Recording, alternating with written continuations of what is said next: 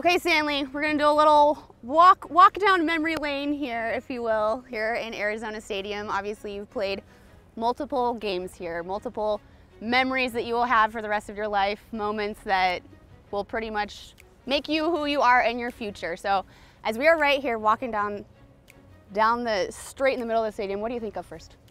Just walking out here, running out here for the first time and running out here for the last time.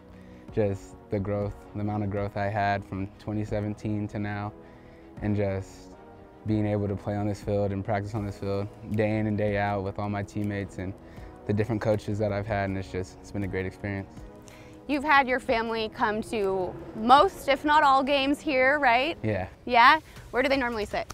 They normally sit right behind there if it's not too sunny, and if it's real sunny, they move in the shade back there. But you'll see them all around the stadium. Have some people by the snack bar and family over there, and then family back there. It's just, they're everywhere.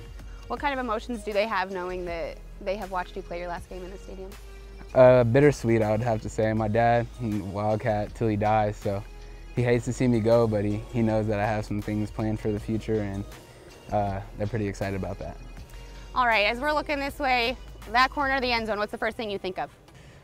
San Diego State touchdown from this past season. It was the only time I've ever scored on this side of the field, so it was a memorable one. My grandma was sitting right in the little handicap seats, and I saw the perfect opportunity to go and give her a hug and show her some praise the first time she seen me play in person, so it was a pretty special moment. You scored a touchdown right in front of her the first time she saw you play in person? Yes, ma'am. Are you serious? Yeah. Oh my gosh, that is something that you will both remember forever. Every other touchdown you scored was in that end zone? Yeah. What are the odds? Do you know how many?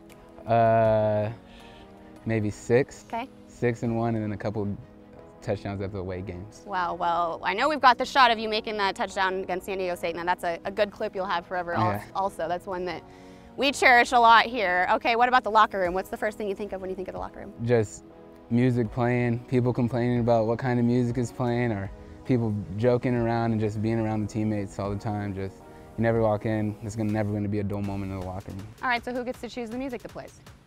It's normally the DBs because it's all by their block. So normally the DBs got the music. Every once in a while, you'll see a couple different people go over there and change it. But majority of the time, you see McKenzie playing music, CY playing music. So most of the time, it's the DBs. All right, all right. We'll let them have those music rights.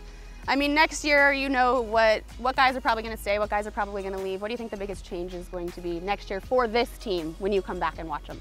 I think they're just going to be able to, they're going to have a grasp on what the game plan is, and it's not going to be the first year in the offense or the defense. Well, it's going to be the first year in the defense, but pretty confident. They're going to have confidence behind Coach Fish, and Coach Fish is going to have confidence in the players, and they'll be able to learn the system and be able to get it down. It took us a while to get going this year, but I think next year they're in for a rude awakening in the Pac-12. Hey, a rude awakening in the Pac-12. We like that. We like that. All right, one more memory. You think about the weight room. What do you think of?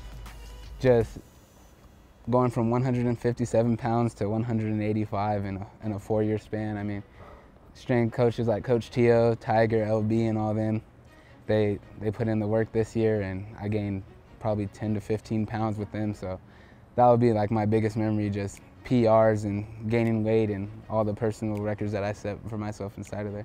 Oh, it's pretty awesome. All right, we've made it to this end zone. Take one more look back here. What do you think? I'm gonna miss it. Yep, you are.